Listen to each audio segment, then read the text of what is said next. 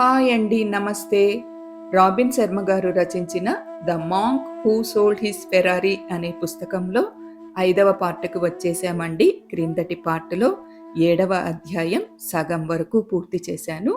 ఇక ఈ పార్టులో మిగతా సగం 7వ అధ్యాయం నుంచి మొదలు పెట్టుకుందామండి. జూలియన్ తను శివనయోగుల దగ్గర పొందిన జ్ఞానాన్నంతా కూడా జాన్కు వివరిస్తుంటాడు. ఇప్పుడు జాన్ ఇలా అంటున్నాడు, ఇది నాకు అనుభవమే. నేను తరచూ సంక్షోభాల కల్లోలంలో బతుకుతుంటాను. ఒకేసారి నేను అనేక చోట్ల ఉండాల్సి వస్తుంది. అందరినీ సంతోషపెట్టలేను. అలాంటి రోజున నేను నిజంగా చేసిన పని తక్కువే అయినా ఈ ఆందోళన చెందడం వల్ల ఆ రోజు ముగిసేసరికి శక్తంతా ఉడిగినట్టయిపోతుంది. అలాంటప్పుడు నేను ఇంటికి వచ్చి చేసేది ఒక్కటే, స్కాచ్ సీసా పట్టుకొని టీవీ రిమోట్తో ఓ కుర్చీకి అతుక్కుపోవడమే. ఇప్పుడు జూలియన్ చెప్తున్నాడు, నేను చెబుతున్నది సరిగ్గా ఈ విషయమే. ఒత్తిడి ఎక్కువైతే ఇలాగే జరుగుతుంది. ఒకసారి నీ లక్ష్యాన్ని నిర్ణయించుకున్నావంటే జీవితం మరింత సరళమవుతుంది, ప్రయోజనకరం కూడా అవుతుంది. నీ అంతిమ లక్ష్యాన్ని కనుక్కున్న తర్వాత ఇక నువ్వు ఒక్కరోజు కూడా పనిచేయాల్సిన అవసరం రాదు. పదవీకాలం ముగియకముందే విరమణ కాదు, ఖచ్చితంగా అన్నాడు జూలియన్. నీ పనే నీకు ఆటగా అనిపిస్తుంది. జాన్ అంటున్నాడు, నా లక్ష్యం కోసం, నా ఆకాంక్ష కోసం న్యాయవాద వృత్తిని వదిలివేయడం సాహసం కాదు. నాకు సంసారం ఉంది, బాధ్యతలున్నాయి. కనీసం నా మీద ఆధారపడి జీవిస్తున్న 4 ప్రాణులున్నాయి. నువ్వు రేపొద్దున్నే ఉద్యోగం వదిలివేయమని నేను చెప్పడం లేదు. అయితే ఎంతో కొంత రిస్క్ తీసుకోక మాత్రం తప్పదు. నీ జీవితాన్ని ఓసారి కదిలించి చూడు. దాని చుట్టూ ఉన్న సాలెగూళ్ల దుమ్ము దులుపు. నువ్వు ఇంతకు ముందు వెళ్ళని దారిలో వెళ్ళు. చాలా మంది తమకు సౌకర్యవంతమైన అలవాటైన పరిధిలో వెతుకుతుంటారు. రామన్ యోగి మొట్టమొదట నాకు వివరించింది ఏమిటంటే, ఈ అలవాటైన పరిధి నుంచి బయటపడమనే. దాన్ని అధిగమించినప్పుడే మనిషిగా నీలో ఉండే శక్తి సామర్థ్యాలను సంపూర్ణంగా వినియోగించుకోగలుగుతావు. ఆ మానవ గుణాలేమిటి? నీ మనసు, నీ శరీరం, నీ ఆత్మ. ఇంతకు నేను చేయాల్సిన సాహసాలేమిటి? మరీ ప్రాక్టికల్గా ఉండటం మానేయి. నువ్వు ఎప్పటినుంచో చేయాలనుకున్న పనులన్నీ చెయ్యి. నటులు కావడం కోసం న్యాయవాద వృత్తిని వదులుకున్న వారు నాకు తెలుసు. జార్జ్ సంగీత విద్వాంసుడు కావడం కోసం ఉద్యోగం మానేసిన అకౌంటెంట్లు తెలుసు. ఈ క్రమంలో ఇన్నాళ్లు వాళ్లు కోల్పోయిన ఆనందాన్ని తిరిగి పొందారు. ఇప్పుడు వాళ్ళు సంవత్సరానికి 2 సార్లు సెలవులపై వెళ్లి దర్జాగా డబ్బులు తగలేసి విహారాలు చేయలేకపోవచ్చు. అయితే మాత్రమే ఇలాంటి సాహసాలే జీవితంలో ప్రయోజనం కలిగించేవి. 2వ మెట్టుపై ఒకే పాదముంచి 3వ మెట్టు ఎక్కలేకపోతున్నానంటే ఎలా? నువ్వు చెప్పింది అర్థమవుతోంది. నెమ్మదిగా ఆలోచించు. నీ జన్మకు సార్థకత ఏమిటో ఆలోచించుకొని దానికి తగ్గట్టుగా ప్రవర్తించు. నిజం చెప్పమంటావా జూలియన్? నేను చేసేదల్లా ఆలోచించడమే. నాతో వచ్చిన సమస్య ఏమిటంటే, నేను చాలా ఎక్కువ ఆలోచిస్తాను. అసలు నా మనసు ఆలోచించడం మాననే మానదు. ఒక్కోసారి ఆలోచనలతో పిచ్చెక్కుతుంది. నేను చెప్పే ఆలోచన వేరు. శివనయోగులు రోజూ కాసేపు తాము ఎక్కడున్నాము, ఎక్కడికి వెళ్తున్నాము అనే విషయం ఆలోచించేందుకు కొంత సమయం వెచ్చించేవారు. దానికంటే విశిష్టంగా మరుసటి రోజు తాము ఎలా మెరుగవ్వాలి అని కూడా దీర్ఘంగా, నిజాయితీగా ఆలోచించేవాళ్ళు. ఇలా రోజు ఇంకా మెరుగవ్వాలని ఆలోచించడం వల్ల కొంతకాలానికి వారిలో గుణాత్మకమైన మార్పు వస్తుంది. అంటే నేను తరచూ నా జీవితం గురించి ఆలోచించాలంటావు? అవును, రోజుకు ఒక్క 10 నిమిషాలు ఏకాగ్రతతో ఆలోచించినా చాలు. నీ జీవన ప్రమాణం మెరుగుపడుతుంది. నువ్వు చెప్తున్నది అర్థమవుతోంది జూలియన్. కానీ నా సమస్య ఏమిటంటే, ఒక్కసారి నా దినచర్య ప్రారంభమైందంటే భోంచేయడానికి 10 నిమిషాలు కూడా దొరకదు. మిత్రమా, నీ ఆలోచనలు, నీ జీవితం బాగు చేసుకోవడానికి సమయం లేదనడం ఎలాంటిదో తెలుసా? కారు నడపటంలో బిజీగా ఉన్నావు కనుక పెట్రోలు వేసుకోవడానికి సమయం లేదనడం లాంటిది. చివరకు పెట్రోలు అయిపోక తప్పదు. అర్థమైంది అన్నట్టు నాతో ఏవో నైపుణ్యాలు పంచుకుంటానన్నావు జూలియన్ అని గుర్తు చేశాను. ఏవైనా ఆచరణయోగ్యమైన శిక్షణ విధానాలు నేర్పుతాడేమోనన్న ఆశతో మనసును అదుపు చేయటానికి అన్నిటికంటే శిఖరాయమాయమైన నైపుణ్యం ఒకటుంది. అది శివనయోగులు నాపై విశ్వాసంతో, నమ్మకంతో నాకు నేర్పింది. దాన్ని 21 రోజులు అభ్యసించడం ద్వారానే నేను కొన్నేళ్లగా ఎరగనంత శక్తిని పుంజుకొని ఉత్సాహాన్ని అనుభూతి చెందాను. ఈ అభ్యాసం 4000 ఏళ్ల నాటిది. దాని పేరు గులాబీ పువ్వు హృదయం. దాని గురించి ఇంకా చెప్పు. ఈ అభ్యాసం చెయ్యడానికి నీకు కావలసిందల్లా ఒక్క తాజా గులాబీ పువ్వు, నిశ్శబ్ద ప్రాంతం, ప్రకృతి పరిసరాలైతే మరీ మంచిది. కానీ ఒక చెక్కని గది అయినా పర్వాలేదు. ఆ గులాబీ పువ్వు మధ్య భాగంలోకి, అంటే హృదయంలోకి తదేకంగా చూడు. గులాబీ మన జీవితం వంటిదని రామన్యోగి అంటారు. నీకు దారి పొడుగునా ముళ్ళు ఎదురవుతాయి గాని నీకు విశ్వాసం, నీ కలలపై నమ్మకం ఉంటే ఎప్పటికైనా ముళ్ళు దాటుకొని గులాబీ సౌందర్యాన్ని చేరుకుంటావు. గులాబీని కన్నార్పకుండా చూస్తుండు. దాని రంగు, మృదుత్వం, డిజైను చూడు. దాని పరిమళాన్ని ఆఘ్రాణిస్తూ నీ ముందున్న గులాబీ గురించే ఆలోచించు. మొదట్లో ఈ అందమైన వస్తువు నుంచి నీ దృష్టిని మళ్లిస్తూ ఎన్నో ఆలోచనలు వస్తాయి. నీ మనసుకు శిక్షణ లేనందువల్ల అలా జరుగుతుంది. దాని గురించి పెద్దగా ఆందోళన పడకు. త్వరలోనే పరిస్థితి మెరుగుపడుతుంది. నీ దృష్టిని ఎప్పటికప్పుడు గులాబీ మీదికి తిప్పుతూ ఉండు. క్రమంగా నీ మనసు నిశ్చలంగా, క్రమబద్ధంగా మారుతుంది. అంతేనా? ఇదేదో సులువుగానే ఉందే. అదే దానిలోని అందం, జూలియన్ అన్నాడు. అయితే ఇది ప్రయోజనకరంగా ఉండాలంటే దాన్ని రోజూ ప్రయోగించాలి. మొదట్లో 5 నిమిషాలు కూడా అభ్యాసం చేయడం కష్టమనిపిస్తుంది. మనమంతా ఎంత హడావిడిలో, గొడవలో బ్రతుకుతామంటే నిశ్చలత్వం, నిశ్శబ్దం అన్నవి మనకి ఏమిటో అసహజంగా, అసౌకర్యంగా అనిపిస్తాయి. నా మాటలు విన్న వెంటనే ఎక్కువ మంది మాకు తీరిగ్గా కూర్చొని ఒక పువ్వుకేసి తదేకంగా చూసే టైం లేదని అంటారు. ఇలాంటి వారు తమకు పిల్లల నవ్వు వినే సమయం లేదని, వానలో చెప్పుల్లేకుండా నడిచే సమయం లేదని కూడా అంటారు. వీరికి మైత్రి పెంచుకోవటానికి టైం ఉండదు. ఎందుకంటే స్నేహానికి కూడా కొంత సమయం అవసరం. నీకిలాంటి వాళ్ల గురించి బాగా తెలుసల్లే ఉందే అన్నాను. ఒకప్పుడు నేను అలాంటి వాణ్ణే అన్నాడు జూలియన్. కాసేపు అతను మౌనంగా ఉండి మాకు మా అమ్మమ్మ గృహప్రవేశం నాడు బహుమతిగా ఇచ్చిన పాతకాలం గోడ గడియారం కేసి తదేకంగా చూస్తూ కూర్చున్నాడు. తమ జీవితాలు ఈ రకంగా గడిపేవారిని చూస్తే నాకు మా నాన్న అభిమాన బ్రిటిష్ నవలా రచయిత అన్న మాటలు గుర్తొస్తాయి. మనం ఎప్పుడూ గడియారం, క్యాలెండరు మన జీవితాన్ని శాసించకుండా మన జీవితంలోని ప్రతి క్షణంలోని మాధుర్యాన్ని, గూఢతను అనుభవించటానికి అడ్డుపడకుండా చూసుకోవాలి అన్నాడాయన. జూలియన్ కొనసాగించాడు.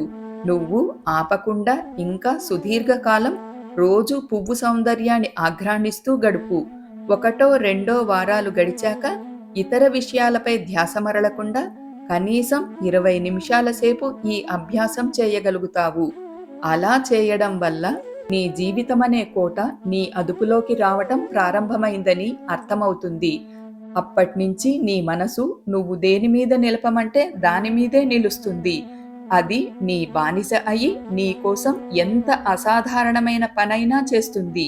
ఒక్కటి గుర్తించుకో, నువ్వైనా నీ మనసుని నియంత్రించాలి, నీ మనస్సైనా నిన్ను నియంత్రించాలి. ఇక నిత్య జీవితానికి వస్తే నువ్వు ఇదివరకటి కంటే చాలా ప్రశాంతంగా ఉన్నట్టు గమనిస్తావు. ఈ ప్రపంచంలో అత్యధిక జనాభాను కలవరపరిచే ఆందోళన అన్నది క్రమంగా వదిలించుకోగలుగుతావు. మరింత శక్తిని, ఉత్సాహాన్ని పుంజుకుంటావు. అంతకంటే ముఖ్యంగా నీ జీవితంలోకి ఒక రకమైన ఆనంద భావన ప్రవేశిస్తుంది. నీ చుట్టూ ఉన్న ప్రపంచంలోని అనేక వస్తువుల విలువను నువ్వు గుర్తించగలుగుతావు. ప్రతిరోజు నువ్వు ఎంత పనుల్లో మునిగి ఉన్నా, ఎన్ని సవాళ్లను ఎదుర్కోవలసి వచ్చినా నీ గులాబీ దర్శనాన్ని మాత్రం మానకు. అదే నీకు ఒయాసిస్సు, అదే నీ నిశ్శబ్ద విరామం, అదే నీ శాంతి ద్వీపం. నిశ్శబ్దంలోనూ, నిశ్చలతలోనూ గొప్ప శక్తి ఉందని మరవకు. జీవలక్షణం కలిగిన ప్రతి ప్రాణిలోనూ తొణికిసలాడే జ్ఞానాన్ని అందుకొనే విశ్వజనీన ఆధారాన్ని చేరుకోవడానికి నిశ్చలత్వం మొదటి మెట్టు. అతను చెప్పిన దానితో విస్మయం చెందాను. ఇంత చిన్న వ్యూహంతో నా జీవిత ప్రమాణాన్నే పెంచుకోవడం నిజంగా సాధ్యమా?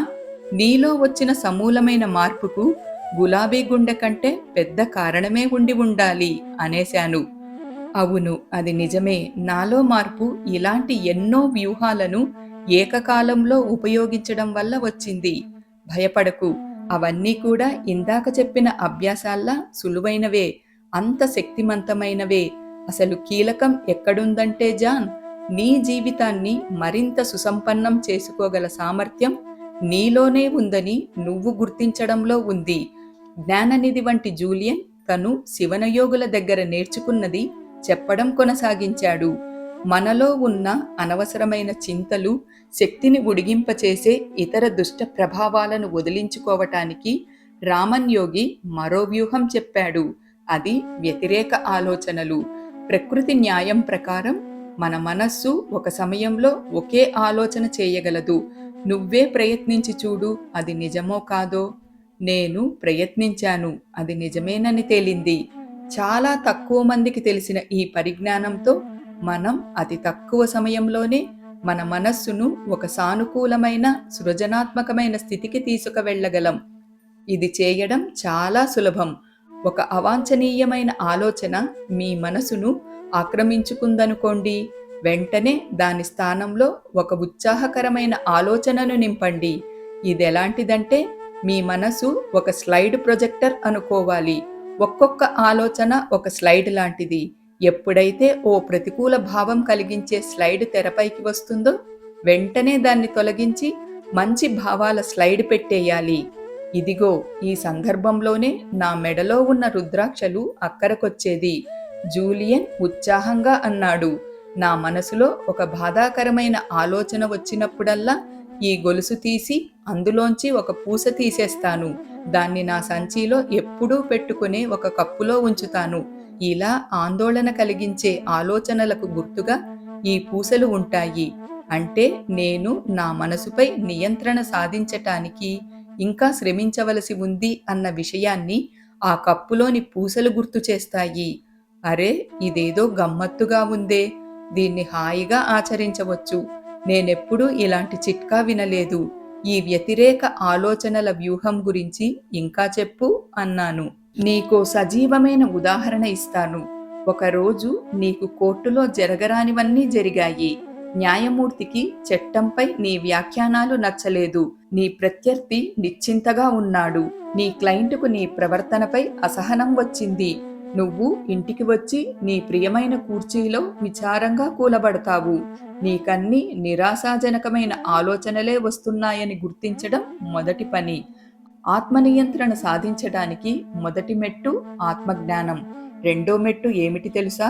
ఈ విషాదకరమైన ఆలోచనలు నీ మనసులో ప్రవేశించినంత సులువుగానే వాటిని తొలగించి మంచి ఆలోచనలతో నింపవచ్చునని తెలుసుకోవడం. విచారానికి వ్యతిరేక భావనలు ఏమిటో ఆలోచించు. ఉత్సాహంగా, ఉల్లాసంగా ఉండటంపైనే దృష్టిని నిలుపు. నువ్వు ఆనందంగా ఉన్నావని అనుకో. చిరునవ్వు కూడా నవ్వితే మంచిదే. నువ్వు ఆనందంగా ఉన్నప్పుడు నీ శరీర కదలికలు ఎలా ఉంటాయో అలా అభినయించు. నేరుగా కూర్చొని దీర్ఘ నిశ్వాసం తీసుకొని మంచి ఆలోచనలపై మనసును కేంద్రీకరించు. కొన్ని నిమిషాల్లోనే నీలో అసాధారణమైన మార్పు నీకే తెలుస్తుంది. దానికంటే ముఖ్యంగా ఈ వ్యతిరేక ఆలోచనల వ్యూహాన్ని అభ్యసిస్తూ నీ మనసులోకి వచ్చే విషాద ఆలోచనల్ని వదిలించుకుంటూ ఉన్నావంటే కొన్ని వారాలలోగా వాటికి నీపై ఏ ఆధిపత్యమూ లేదని గమనిస్తావు. నేను చెప్తోంది అర్థమవుతోందా? జూలియన్ తన వివరణ కొనసాగించాడు. ఆలోచనలు చాలా ముఖ్యం. అవి సజీవమైనవి, సజీవ శక్తి కలిగినవి అనుకో. ఎక్కువ మంది తమ ఆలోచనల స్వభావాన్ని గురించి పట్టించుకోరు. నిజానికి మీ ఆలోచనల నాణ్యతే మీ జీవన నాణ్యతను కూడా నిర్దేశిస్తుంది. నువ్వు నడిచే వీధి, నువ్వు ఈత కొట్టే సరస్సు నీ బాహ్య ప్రపంచంలో భాగం అయినట్టే ఆలోచనలు కూడా నీ బాహ్య ప్రపంచంలో భాగాలే. బలహీనమైన మనస్సు బలహీనమైన చర్యలకే దారితీస్తుంది. ఒక బలమైన, సుశిక్షితమైన మనసు అద్భుతాలను సాధించగలదు. అలాంటి మనస్సును నిత్య అభ్యాసం ద్వారా ఎవరైనా సాధించవచ్చు. నీ జీవితాన్ని సంపూర్ణంగా అనుభవించాలంటే నీ అతి విలువైన ఆస్తులను చూసుకున్నంత జాగ్రత్తగా నీ ఆలోచనలను కాపాడుకోవాలి. నీ లోలోపలి అశాంతినంతా పోగొట్టుకోవడానికి కష్టపడి పనిచేయి. దాని ఫలితాలు అద్భుతంగా ఉంటాయి. జూలియన్, నేనేనాడు ఆలోచనలను సజీవమూర్తులుగా చూడలేదే, ఒక విధమైన విస్మయంతో అన్నాను. కానీ అవి నా చుట్టూ ఉన్న ప్రపంచంలోని ప్రతి విషయాన్ని ఎలా ప్రభావితం చేస్తాయో ఇప్పుడు తెలుస్తోంది. మనం కేవలం సాత్విక ఆలోచనలే కలిగుండాలని శివనయోగులు విశ్వసిస్తారు. ఈ స్థితికి వారు రావటానికి చాలా కారణాలే ఉన్నాయి. ఇందాక నేను చెప్పిన అభ్యాసాలు చేయడం, మంత్రాలు ఉచ్చరించడం, ఆరోగ్యకరమైన భోజన అలవాట్లు కలిగి ఉండటం, జ్ఞానం ప్రసాదించే గ్రంథాలు చదవటం, సజ్జన సాంగత్యం అనే వాటి వల్ల దీన్ని సాధించారు. వారి మనసుల్లో ఒక్క మలినమైన ఆలోచన వచ్చినా ఎంతో దూరం నడిచి జలపాతం కింద నించుని ఆ చల్లదనాన్ని భరించలేని స్థితికి చేరుకునే వరకు తడిసి తమ శిక్షను అనుభవించేవారు. ఈ యోగులు వివేకవంతులని నువ్వు చెప్పినట్టు గుర్తు. ఒక్క చెడ్డ ఆలోచన వచ్చినంత మాత్రానే హిమాలయ పర్వతాల్లో భరించలేని చల్లనీటి జలపాతం కింద నించునే శిక్ష విధించుకోవడం వివేకుల లక్షణంలా లేదు, అతిగా ఉంది అన్నాను. న్యాయవాద వృత్తి తెచ్చిన అనుభవంతో నా ఆక్షేపణకు జూలియన్ తపీమని సమాధానం చెప్పాడు. జాన్, నేను కరుగ్గా చెప్పక తప్పదు. నీ మనసులో ఒక్కటంటే ఒక్కటి కూడా రాకూడని ఆలోచన రావడానికి వీల్లేదు. నిజమా? నిజమే. ఆందోళనకరమైన ఏ ఆలోచన అయినా పిండం లాంటిది. అది చిన్నదిగానే ప్రారంభమవుతుంది గాని క్రమంగా పెద్దదవుతుంది. చివరకు తనే ఒక ప్రాణిగా రూపుదిద్దుకుంటుంది. జూలియన్ ఓ క్షణం ఆగి మందహాసం చేశాడు. ఈ విషయం మాట్లాడుతున్నప్పుడు నేనొక మత బోధకుడిగా అనిపిస్తే ఏమీ అనుకోకు. నా ఉత్సాహం ఎందుకంటే ఇన్నాళ్లకు అసంతృప్తులు, నిరాసక్తులు, నిత్య బాధాజీవులు అయిన మనుషుల జీవితాల్ని బాగుపరచగల పరికరాలు కనుక్కున్నానన్న ఆనందం. వాళ్ల దినచర్యలో గులాబీ గుండె వ్యూహం, వ్యతిరేక ఆలోచనల వ్యూహం చేర్చుకున్నారంటే ఆ జీవితాలు ఎంత బాగుపడతాయో వారికి చెప్పాలి. ఇవి తెలుసుకునే హక్కు వారికుంది. ఉద్యానవనం నుంచి రామన్ యోగి చెప్పిన కథలోని ఇతర అంశాలకు వెళ్లే ముందు వ్యక్తిగతం కానీ అభివృద్ధికి పనికి వచ్చే మరో రహస్యాన్ని చెప్తాను. ఇది ప్రాచీనమైన సిద్ధాంతం. ప్రతిదీ 2 సార్లు సృష్టింపబడుతుంది. ఒకటి మనసులో, రెండోది వాస్తవంలో అన్న దానిపై ఆధారపడింది. ఇప్పటికే ఆలోచనలు వస్తువులని, బయట ప్రపంచాన్ని ప్రభావితం చేయటానికి మనం పంపించే సందేశాలని నీకు చెప్పాను. అంతేకాక నీ బాహ్య ప్రపంచంలో మార్పులు చేయదలుచుకుంటే ముందు నీ అంతర్ప్రపంచంలో ప్రారంభించి నీ ఆలోచనల స్థాయిని, సామర్థ్యాన్ని పెంచుకోవాలని ఇదివరకే చెప్పాను. ఇలా ఆలోచనలు నిర్మలంగా, పరిపూర్ణంగా ఉండటానికి శివనయోగులు చక్కని మార్గాన్ని కనిపెట్టారు. ఈ నైపుణ్యం వల్ల వారు తమ కోరికలను కూడా నిజం చేసుకోగలిగారు. ఈ పద్ధతి ఎవరికైనా పనిచేస్తుంది. ఎక్కువ డబ్బులు సంపాదించాలనుకునే యువ న్యాయవాదికి, తన కుటుంబ జీవితాన్ని మరింత మెరుగుపరుచుకోవాలనుకునే తల్లికి, తన అమ్మకాలు పెంచుకోవాలనుకునే సేల్స్మెన్కి, అందరికీ ఇది పనిచేస్తుంది. దీన్ని యోగులు సరస్సు రహస్యం అని పిలుస్తారు. దీనికోసం యోగులు ఉదయం 4 గంటలకే లేస్తారు. ఎందుకంటే ప్రాతకాలంలో తమకు ప్రయోజనం చేకూర్చగల మాంత్రిక లక్షణాలున్నాయని వారి నమ్మకం. లేచిన వెంటనే వారు చాలా వాలుగా, సన్నగా ఉన్న పర్వత సానుల్లోని దారి వెంబడి నడిచి చివరకు తాము ఒకప్పుడు నివసించిన ప్రదేశం చేరుకుంటారు. అక్కడ కంటి చూపుకు కూడా సరిగ్గా ఆనని కాలిబాట వెంబడి అటూ ఇటూ సరుగుడు చెట్లు, అందమైన పూల చెట్ల మధ్య నడిచి ఒక విశాల మైదాన ప్రాంతానికి చేరుకుంటారు. అక్కడ వేల కొద్దీ తెల్ల తామరలున్న నీలిరంగు నీళ్ల సరస్సు ఉంటుంది. ఈ సరస్సులో నీళ్లు చాలా నిశ్చలంగా, నెమ్మదిగా ఉన్నాయి. అది నిజంగా మనల్ని కట్టిపడేసే అద్భుత దృశ్యం. ఈ సరస్సు తమ పూర్వీకులకు యుగయుగాలుగా సన్నిహితమైందని వారు నాకు చెప్పారు. ఆ సరస్సు రహస్యమేమిటి? నేను అసహనంగా అడిగాను. జూలియన్ వివరించాడు. యోగులు సరస్సులోకి తదేకంగా చూస్తూ తమ కలలు నిజం కావడాన్ని అందులో దర్శించారు. తాము కోరుకున్నది క్రమశిక్షణా సాధన అయితే తాము ఉదయాన్నే లేచి శారీరక శ్రమ కలిగించే కసరత్తులు చేసి రోజుల తరబడి మౌనంగా ఉండి తద్వారా తమ మనశ్శక్తిని పెంచుకున్నట్టు వారికి కనిపించేది.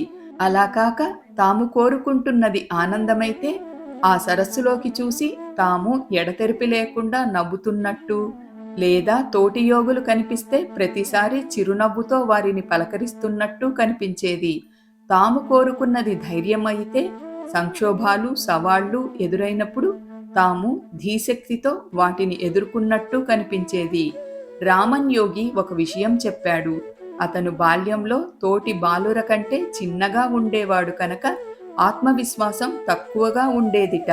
వారి పరిసరాల ప్రభావం వల్ల ఆ అబ్బాయిలు తన పట్ల అభిమానంగా దయగా ఉన్నప్పటికీ అతను అభద్రతతో సిగ్గుతో బాధపడేవాడు. ఈ బలహీనతను పోగొట్టుకోవటానికి అతను ఈ సరస్సుకు వచ్చి తను ఎవరిలా ఉండాలనుకుంటున్నాడో వారి ప్రతిబింబాలను సరస్సులో చూసేవాడు. ఒక్కో రోజు ఒక గొప్ప నాయకుడిగా ఊహించుకునేవాడు.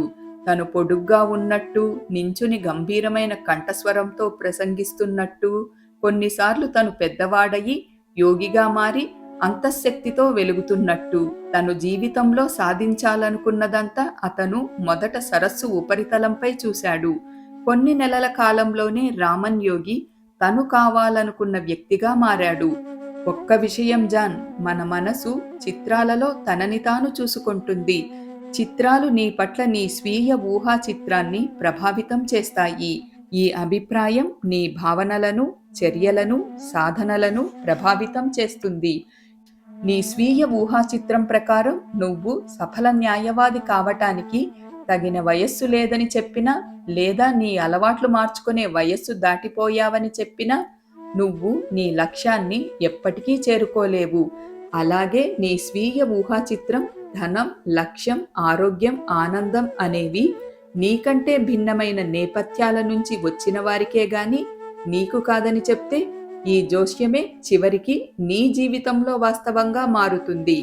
అయితే నువ్వు ఉత్తేజకరమైన సృజనాత్మకమైన ఊహా చిత్రాలను నీ మనసనే వెండితెరపై ప్రసారం చేయడం ప్రారంభిస్తే నీ జీవితంలో గొప్ప మలుపులు రావడం మొదలవుతుంది. ఐన్స్టీన్ ఏమన్నాడు తెలుసా? జ్ఞానం కంటే ఊహ గొప్పది అని. అందుకే నువ్వు ప్రతినిత్యం కొన్ని నిమిషాలైనా సరే సృజనాత్మక ఊహా చిత్రాలు అభ్యసించడంలో గడపాలి. నువ్వేం కావాలనుకుంటున్నావో ఆ రూపంలో నిన్ను నువ్వు చూసుకో. అది గొప్ప న్యాయమూర్తి కావచ్చు, గొప్ప తండ్రి కావచ్చు, గొప్ప పౌరుడు కావచ్చు. నేను సరస్సు రహస్యం అభ్యసించాలంటే ఒక ప్రత్యేకమైన సరస్సు దేన్నైనా వెతుక్కోవాలా? అమాయకంగా అడిగాను. అక్కర్లేదు. ఆ సరస్సు అనేది యోగుల సానుకూల ఊహా చిత్రాల కల్పన కోసం వాడుకున్న ప్రతీక మాత్రమే. ఆ పని నువ్వు నీ ఇంట్లో హాల్లో కూర్చొని చేయవచ్చు, ఆఫీసులోనూ చేయవచ్చు. తలుపేసుకో, టెలిఫోన్ ఆపేయి, కళ్ళు మూసుకో, దీర్ఘంగా ఊపిరి తీయి. 2-3 నిమిషాల తర్వాత నువ్వే విశ్రాంతిగా భావిస్తావు. ఆ తర్వాత నువ్వు ఎవరిగా ఉండాలనుకుంటున్నావో ఆ చిత్రాలన్నీ తలుచుకో. నీకు ప్రపంచంలోకెల్లా మంచి తండ్రి కావాలనుకుంటే పిల్లలతో నువ్వు ఆడుకుంటున్నట్టు, నవ్వుతున్నట్టు, వారి ప్రశ్నలకు ఆనందంగా సమాధానం ఇస్తున్నట్టు ఊహించుకో. ఉద్రిక్త సమయంలోనూ నువ్వు హుందాగా, ప్రేమగా ప్రవర్తిస్తున్నట్టు ఊహించుకో. ఇదే సంఘటన నిజంగా జరిగితే ఎలా ప్రవర్తిస్తావన్న దృశ్యాన్ని మనసులోనే చిత్రించుకో. ఈ రకమైన ఊహా చిత్రణ అనేక సన్నివేశాల్లో పనికి వస్తుంది. న్యాయస్థానంలో నీ సంబంధాలు మెరుగుపరుచుకోవటానికి, ఆధ్యాత్మికత పెంపొందించుకోవటానికి ఇవి పనికి వస్తాయి. దీన్ని క్రమం తప్పకుండా ఉపయోగిస్తే నీకు ఆర్థిక లాభాలతో పాటు నీకవసరమనుకుంటే భౌతికమైన ఇతర ప్రయోజనాలు కూడా కలుగుతాయి. నువ్వు అర్థం చేసుకోవాల్సిందల్లా ఒకటే. నువ్వు కోరుకున్నది నీకు అందించటానికి అవసరమైన మాంత్రిక శక్తి నీ మనస్సుకు ఉంది. నీ జీవితంలో ఏదైనా లోటు ఉంటే అది నీ ఆలోచనల్లోని లోపమే. అన్ని అద్భుతమైన ఊహా చిత్రాలతోనే నీ మనసును నింపుకో. ఒక్క ప్రతికూల చిత్రం వచ్చినా విషం కక్కినట్టే. ఒక్కసారి ఈ ప్రాచీన వ్యూహం ఆచరించడం మొదలు పెడితే నీ మనసుకున్న అనంతమైన సామర్థ్యం నీకర్థమై, నీలో నిద్రాణమై ఉన్న ప్రతిభ, శక్తి బంధనాల నుంచి విముక్తమవుతాయి. జూలియన్ ఏదో విదేశీ భాష మాట్లాడుతున్నట్టుగా ఉంది నాకు. ఆధ్యాత్మిక, భౌతిక సమృద్ధి సాధించటానికి కావలసిన మాంత్రిక శక్తి మన మనసుకుందని ఇంతవరకు ఎవరూ చెప్పగా నేను వినలేదు. అలాగే ఊహా చిత్రానికున్న శక్తి, మన చుట్టూ ఉన్న ప్రపంచంపై దాని ప్రభావం అనే విషయాలను ఎవరూ ఎప్పుడూ చెప్పలేదు. కానీ నా అంతరాంతరాలలో జూలియన్ మాటల పట్ల విశ్వాసం కలుగుతోంది.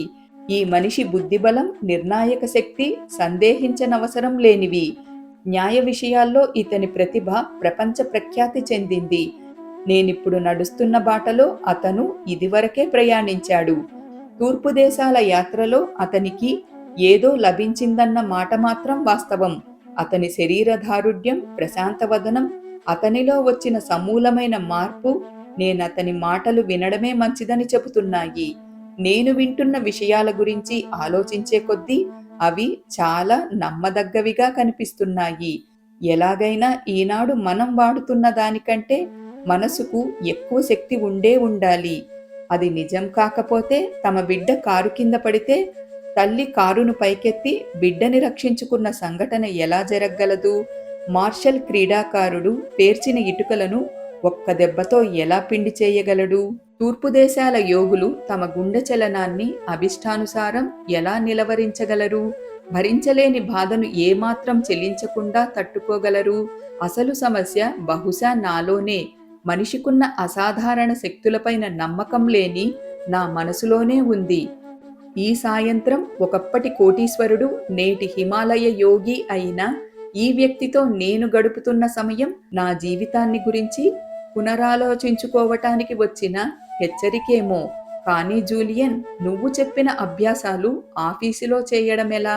ఇప్పటికే నా సహోద్యోగులు నన్ను విచిత్ర ప్రాణి అనుకుంటూ ఉంటారు అన్నాను. రామన్ యోగి, ఆయన సహచరులు తాము కొన్ని తరాల నుంచి వింటున్న ఒక జాతీయాన్ని నాతో కూడా అనేవారు. మనిద్దరికీ ముఖ్యమైన ఈ రోజున నేను నీకది చెప్తాను. ఆ మాటలేమిటంటే, మరో వ్యక్తి కంటే ఉన్నతుడివి కావడంలో గొప్పదనం ఏమీ లేదు. నీలోని పాత నువ్వు కంటే ఉన్నతుడివి కావడమే నిజమైన ఔన్నత్యం. నేననేదేమిటంటే, నీ జీవితాన్ని నువ్వు మెరుగుపరుచుకోదలిస్తే, నీకు అర్హత ఉన్నవన్నీ పొందదలిస్తే, నీ పోటీ నీతోనే. ఇతరులు నీ గురించి ఏమనుకుంటారో అనవసరం. నువ్వు నీతో ఏమనుకుంటున్నావన్నదే ముఖ్యం. నువ్వు చేస్తున్నది సరైనదైనప్పుడు మరొకరి తీర్పుల గురించి పట్టించుకోకు. నీ ఆత్మకు, నీ హృదయానికి నువ్వు తప్పు చేయడం లేదని తెలిసినప్పుడు ఏమైనా చెయ్యి. మంచి చేస్తున్నప్పుడు సిగ్గుపడకు. ఏది మంచిదో గుర్తించు, దానికి కట్టుబడి ఉండు. ఇంకోటి, నీకు పుణ్యముంటుంది కానీ ఇతర వ్యక్తుల యోగ్యతతో పోల్చుకొని నీ యోగ్యతను బేరీజు వేయకు.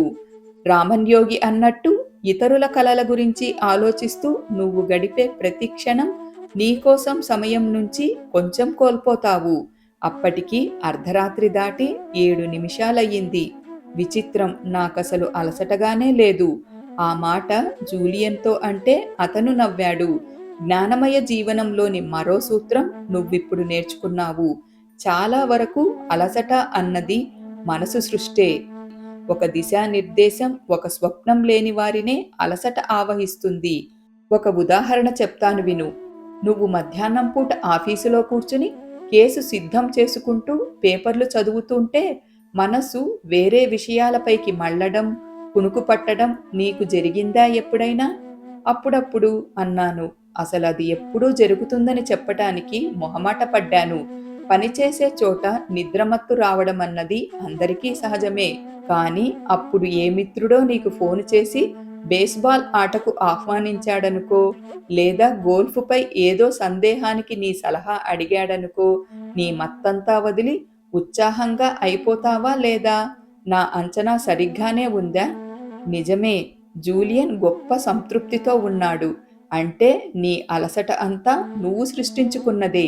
నీకు చికాకేసే పని తప్పించుకోవటానికి నువ్వు కల్పించుకున్న సాకే. ఈ రాత్రి నీకు నా కథ ఆకర్షణీయంగా ఉంది. నేను నేర్పిన విజ్ఞానాన్ని తెలుసుకోవాలని నీకు కుతూహలంగా ఉంది. ఈ ఆసక్తి, మానసిక ఏకాగ్రత నీకు శక్తినిచ్చాయి. ఈ సాయంత్రం నీ మనసు గతంలోనూ లేదు, భవిష్యత్తు పైన లేదు. ఈ క్షణం పైన అంటే మన సంభాషణపైనే కేంద్రీకృతమైంది. ఇదే విధంగా నువ్వు ఎప్పుడూ వర్తమానంపై ఏకాగ్రతతో వ్యవహరిస్తే నీలో అవధుల్లేని శక్తి జనిస్తుంది. దానికి గడియారంతో నిమిత్తం లేదు. నేను అంగీకార సూచకంగా తల ఊపాను. జూలియన్ వివేకం చాలా తెలిసినట్టుగానే ఉంది. కానీ ఇంతవరకు తోచలేదు నాకు. సామాన్య విజ్ఞానం అంటే కామన్ సెన్స్ నిజానికి అంత సామాన్యం కాదేమో. నా చిన్నప్పుడు మా నాన్న ఒక వాక్యం పదే పదే ఎందుకనేవాడో ఇప్పుడర్థమైంది. అన్వేషించే వారికే ఏదైనా లభ్యమవుతుంది. ఆయన ఇప్పుడు నాతో ఉంటే బాగుండేది. ఈ 7వ అధ్యాయంలో జూలియన్ నేర్చిన జ్ఞాన సారాంశం. ప్రతీక ఉద్యానవనం. సద్గుణం నీ మనసును నియంత్రించడం.